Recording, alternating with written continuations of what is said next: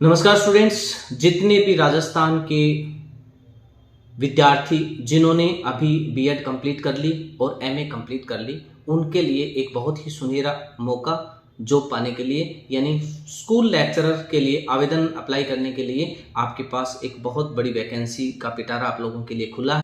आवेदन लगाने से पूर्व आपको कुछ मुख्य पॉइंट्स हैं, कुछ मुख्य जानकारियां हैं जो मैं आप लोगों के साथ साझा करूंगा, क्योंकि हम लोग जब आवेदन अप्लाई करते हैं उस वक्त हमारे सामने में कई ऐसी चुनौतियां आती हैं जिनको लेकर हम भी परेशान होते हैं और विद्यार्थी भी परेशान होता है। तो मैं चाहता हूं कि जितने भी राजस्थान के विद्यार्थी हैं जो इस वक्त स्कूल लेक्चरर के लिए आवेदन करेंगे, वो सभी विद्यार्थी मेरे वीडियो को थोड़ा सा सीरियसली और अच्छे से समझ लें, ताकि आपको आवेदन अप्लाई करने में किसी भी प्रकार की कोई भी परेशानी बिल्कुल भी ना हो। काफ़ी पिछले टाइम में काफ़ी आवेदन ऐसे विद्यार्थियों ने अप्लाई किए हैं जिसमें काफ़ी उनको अभी दिक्कत का सामना करना पड़ रहा है। तो मैं चाहता हूं कि देखिए, स्कूल लेक्चरर की वैकेंसी है, ये काफ़ी दिनों से आई है और ये सब वैकेंसियां हमेशा नहीं आती, इसलिए किसी भी विद्यार्थी को आवेदन अप्लाई करने में किसी भी प्रकार की कोई गलती, कोई त्रुटि किसी भी प्रकार की आपको नहीं करनी है। अब इसमें खास क्या है, ये हम आप लोगों के साथ में साझा करूंगा। विशेष आपको ध्यान क्या रखना है, कौन कौन सी ऐसी मुख्य जानकारियां हैं जिनका आपको विशेष करके ध्यान रखना है। सबसे पहले, जो भी विद्यार्थी इस वक्त स्कूल लेक्चरर के लिए आवेदन अप्लाई करेंगे, उनके पास जो एसएसओ आईडी है वो एसएसओ आईडी बिल्कुल क्लियर होनी चाहिए। किसी भी प्रकार की एक से अधिक एसएसओ आईडी नहीं होनी चाहिए। जिस एसएसओ आईडी से आप अपना आवेदन अप्लाई कर रहे हैं, उस एसएसओ आईडी के अंदर आपके मोबाइल नंबर, आपकी ईमेल आईडी, आपका आधार कार्ड और आपका जन आधार कार्ड मैप होना बहुत जरूरी है। क्योंकि कई बार विद्यार्थी एक से अधिक एसएसओ आईडी का यूज करते हैं, लेकिन ऐसा आप लोगों को नहीं करना है। आपको इस आवेदन के लिए वही एसएसओ आईडी को यूज करना है जिसके अंदर आपका आधार कार्ड और जन आधार कार्ड मैप किया हुआ है, मोबाइल नंबर और ईमेल आईडी मैप की हुई है, और इसके बाद आपको इसका ओटीआर करना है। ओटीआर करने से पूर्व आपको विशेष करके ध्यान रखना है, ओटीआर करते समय आपको अपनी 10th की मार्कशीट के साथ आपके डाटा कैलकुलेट करने हैं। आपका स्वयं का नाम, आपके पिताजी का नाम, आपकी डेट ऑफ बर्थ, आपकी ईमेल आईडी और आपका मोबाइल नंबर और आपका जेंडर मेल है या फीमेल, ये आपको विशेष करके ध्यान रखना है। इसमें एक बार अगर ओटीआर आपने अपडेट कर दिया तो उसके बाद आप उसको एडिट नहीं कर पाएंगे। ओटीआर करने के बाद आपको अब की बार एक नया सिस्टम लागू किया है गवर्नमेंट ने, जिसको ई-केवाईसी कहते हैं। तो अब ई-केवाईसी जो है वो हर एक एसएसओ आईडी के अंदर कंपलसरी हो गई है। हर एसएसओ आईडी के अंदर अगर आप गवर्नमेंट जॉब के लिए आवेदन अप्लाई कर रहे हैं तो उससे पहले आपको ई-केवाईसी जो है वो करना बहुत ही जरूरी है। जब तक आप ई-केवाईसी को कंप्लीट नहीं करेंगे तब तक आप उसके लिए अपना आवेदन अप्लाई नहीं कर पाएंगे। ई-केवाईसी को करने से पूर्व आपको विशेष कौन सी सावधानियां बरतनी है, कौन सा आपको विशेष ध्यान रखना है, यही जानकारी मैं आप लोग को बिल्कुल क्लियर बता दूं। जब आप ई-केवाईसी करेंगे तो आपकी लाइव फोटो ली जाएगी। लाइव फोटो लेते समय आपको विशेष करके ध्यान रखना है, आप जिस भी प्लेटफॉर्म पे आप अपनी ई-केवाईसी करवा रहे हैं, जिस भी ई-मित्र पर अपनी ई-केवाईसी करवा रहे हैं, तो ई-केवाईसी करवाने से पूर्व आप जब उस कैमरे के सामने में बैठें तो आपको बिल्कुल स्पष्ट क्लियर होना चाहिए कि कैमरा हाई रेजोल्यूशन का होना चाहिए, या मोबाइल है तो मोबाइल का कैमरा भी बहुत ही अच्छी क्वालिटी का होना चाहिए। और जब आप फोटो कैप्चर करें उस वक्त आपका जो बैकग्राउंड है, पीछे का जो बैकग्राउंड है, ये बैकग्राउंड प्लेन व्हाइट होना चाहिए, किसी भी प्रकार का रंग बिरंगा पर्दा नहीं होना चाहिए। फोटो आपका चेहरा जो है वो बिल्कुल यहां तक क्लियर साफ सुथरा दिखाई देना चाहिए। चेहरे के ऊपर किसी भी प्रकार की छाया या किसी भी प्रकार का चेहरा जो है वो इधर उधर टेढ़ा मेढ़ा नहीं होना चाहिए, बिल्कुल क्लीन और फ्रंट सामने में बिल्कुल क्लियर होना चाहिए। इसके साथ आपको एक सेल्फ डिक्लेरेशन अपलोड करना है। सेल्फ डिक्लेरेशन का एक फॉर्मेट है, वो उसी साइट पर आपको मिल जाएगा, वहां से आप डाउनलोड करके निकाल सकते हैं। जहां पे आप फोटो कैप्चर करते हैं और जहां पे आप सेल्फ डिक्लेरेशन को अपलोड करते हैं, ठीक वहीं पे आपको एक फॉर्मेट डाला हुआ है। उस फॉर्मेट पर आप क्लिक करेंगे तो वहां से आपका एक फॉर्मेट डाउनलोड हो जाएगा, उसका प्रिंट आउट ले लीजिए। प्रिंट आउट लेने के बाद आप उस फॉर्मेट को अच्छे से अपने हाथ से, स्वयं के हाथ से, जो प्रार्थी आवेदन अप्लाई करता है उस विद्यार्थी के खुद के स्वयं के हाथों से उसको डिक्लेरेशन को भरना है, हिंदी में और इंग्लिश में।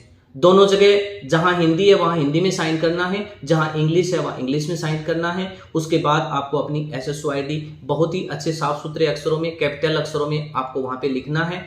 उसके बाद जो आपने OTR किया था, जहां पे OTR की संख्या आई थी, उस OTR की संख्या को वहां पे उस फॉर्मेट पे लिखना है जो सेल्फ डिक्लेरेशन है। और नीचे आपका अपना स्थायी पता, आपका घर का जो परमानेंट एड्रेस है जो आधार कार्ड में है, वही एड्रेस आपको उस सेल्फ डिक्लेरेशन में लिखना है। और उसके बाद उसकी एक PDF को स्कैन करके, जहां फोटो कैप्चर करते हैं ठीक उसके पास में आपको वो फॉर्मेट स्कैन करके अपलोड करना है। और उसके बाद फाइनली आपको eKYC को सबमिट करना है। सबमिट करने से पूर्व आपके पास एक OTP आएगी, OTP डालकर आप उसको वेरीफाई कर दोगे तो उसके बाद वो फाइनली सबमिट हो जाएगा। उसके बाद आपका फॉर्म खुल जाएगा। जब फॉर्म खुल जाएगा तो आपको विशेष ध्यान रखना है, फॉर्म भरते समय आपको कौन कौन सी सावधानियां बरतनी है ये भी मैं आपको बता देता हूं। RPSC का जब आप फॉर्म भरोगे स्कूल लेक्चरर के लिए, तो सबसे पहले आपका नाम, पिताजी का नाम, जेंडर मेल और फीमेल और आपकी डेट ऑफ बर्थ, ये तो ऑटोमेटिकली आपका OTR से उठा लेगा। उसमें आप ना कुछ चेंज कर सकते, कुछ भी नहीं कर सकते, वो ऑटोमेटिक वहां से लिखा हुआ आ जाएगा।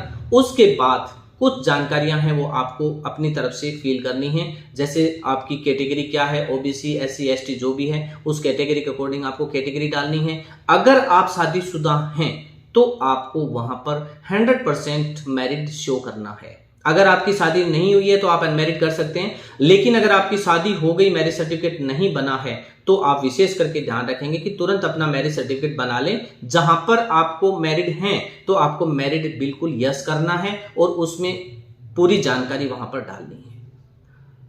एड्रेस नॉर्मल है, आप अपना घर का स्थायी पता वहां पर लिखेंगे। उसके बाद आपकी कुछ एक्स्ट्रा कैटेगरीज होती हैं, उस कैटेगरी की भी जानकारी जो है वो अगले नेक्स्ट पेज पे आपसे मांगेगा। तो वहां पे अगर आपके पास एडिशनल कोई कैटेगरी या कोई जानकारी है तो आप वहां पे दे सकते हैं, वरना वहां पे सबको नो करना है और आगे के स्टेप पे जाना है। आगे के स्टेप पे जाओगे तो वहां पर क्वालिफिकेशन डिटेल्स आपको अपडेट करनी है। क्वालिफिकेशन डिटेल्स में आपको 10th की मार्कशीट, 12th की मार्कशीट, BA फाइनल की मार्कशीट, MA और B.Ed, क्योंकि स्कूल लेक्चरर के लिए MA कंप्लीट होना चाहिए, B.Ed कंप्लीट होना चाहिए। तो आपको 10th 12th graduation, post graduation और B.Ed सभी की जानकारी बहुत ही अच्छे से समझ के, सारी चीजें चेक करके, अच्छे से परसेंटेज आपको अलग से निकाल के वहां पर सारी जानकारी प्रॉपर सही तरीके से अपलोड करनी है। अपलोड करने के बाद आप अगले पेज पे जाओगे तो वहां पर आपको फोटो, लेफ्ट अंगूठे का निशान और सिग्नेचर वहां पर आपको अपलोड करने होंगे। तो विशेष करके ध्यान रखेंगे कि जब आप फोटो अपलोड करोगे तो उस वक्त आपको ध्यान रखना है कि आपकी फोटो जो है वो बहुत ही लेटेस्ट नहीं होनी चाहिए। पुरानी फोटो का इस्तेमाल आपको बिल्कुल भी नहीं करना है। 1 महीने के अंदर की फोटोग्राफ आपको यूज करनी है। जब आप नई फोटोग्राफ बनाने के लिए जाओ तो आप विशेष करके ध्यान रखना, आपको सफेद बैकग्राउंड की ही फोटो इस्तेमाल करनी है। अगर आप चाहें तो लाइटली कोई भी बैकग्राउंड, ब्लू या रेड, लाइट कलर होना चाहिए जिसमें आपका चेहरा साफ और क्लियर दिखाई दे। ज्यादातर बेस्ट होगा कि आप अपना व्हाइट बैकग्राउंड का ही यूज कर सकते हैं, साफ क्लियर दिखाई देता है व्हाइट बैकग्राउंड में। और लेफ्ट अंगूठे का निशान और सिग्नेचर बहुत ही क्लीन, और सिग्नेचर आप अपना एक सिंगल सिग्नेचर बना लें जो आप बैंक में यूज करते हैं, वैसे ही आपको एक सिग्नेचर अपना बनाना है। वही सिग्नेचर आपको इस्तेमाल करना है, क्योंकि वो सिग्नेचर जो आज अपलोड करते हो यही सिग्नेचर आपका लाइफ टाइम वहां पर सिस्टम में रिकॉर्ड रहता है, इसलिए आपको इनका विशेष करके ध्यान रखना है। पूरी जानकारी कंप्लीट आप प्रिंट प्रीव्यू करेंगे पेमेंट करने से पहले या सबमिट करने से पहले। जब प्रिंट प्रीव्यू करेंगे तो एक बार पुनः अपनी पूरी जानकारी जो है वो अच्छे से देख लें, ताकि किसी भी प्रकार की अगर जाने अनजाने में कोई त्रुटि या कोई गलती है तो आप वापस नीचे जाके अपडेट का ऑप्शन है, वहां पर आप क्लिक करोगे तो फॉर्म वापस मेन पेज पे चला जाएगा। वहां पे अगर किसी भी कॉलम में अगर कोई गलती हुई है तो आप उसको वहां पे चेंज कर सकते हैं, और चेंज करके आपको फाइनली स्टेप बाय स्टेप आपको नेक्स्ट पे जाना है और उसको फाइनल सबमिट करना है। फाइनल सबमिट करने के बाद जब आप एडिट करने के लिए जाओगे तो आपसे 300 रुपए की शुल्क जो है वो वसूली जाएगी। इसलिए कोई भी विद्यार्थी फॉर्म भरते समय किसी भी प्रकार की कोई गलती नहीं करेगा, नहीं तो आपको फालतू में 300 रुपए वापस पे करके उसको एडिट या करेक्शन करना पड़ेगा। तो आप जब फॉर्म भरो तो उस समय आप एक अनुभवी ऑपरेटर के पास में बैठकर, जो इनके बारे में अच्छे से समझता हो, जानता हो, उसी के पास बैठकर अपना फॉर्म भरवाएं, ताकि आपका फॉर्म किसी भी प्रकार की आपके फॉर्म में गलती ना हो। मेरा वीडियो अगर अच्छा लगा है तो वीडियो को शेयर करना, सभी के साथ साझा करना और लाइक और कमेंट करके मुझे ज़रूर बताना, ताकि मैं आप लोगों के लिए हर समय अच्छी वैकेंसी आए तो इसकी पूरी जानकारी का वीडियो बनाकर मैं आप लोगों तक भेजूं। धन्यवाद।